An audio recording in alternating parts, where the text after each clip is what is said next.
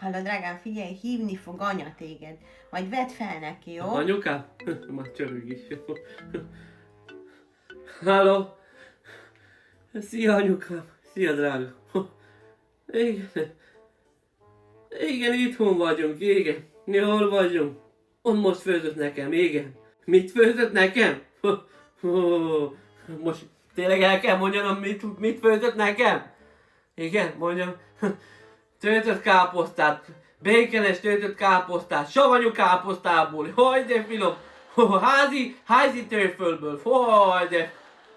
Igen anyukám, valamelyik pont kóstolgatom, egy nagyon forró. Igen anyukám. Desszertet mit csinált? Diós tésztát, béglibe, hú de finom.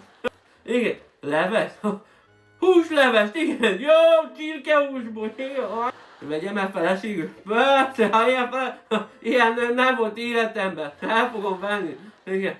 Anyukám, most tényleg le kell tegyem, mert sokat kell legyek. Mert tudod, meg kell legyek mindent a tányérból, mert nála így szokás.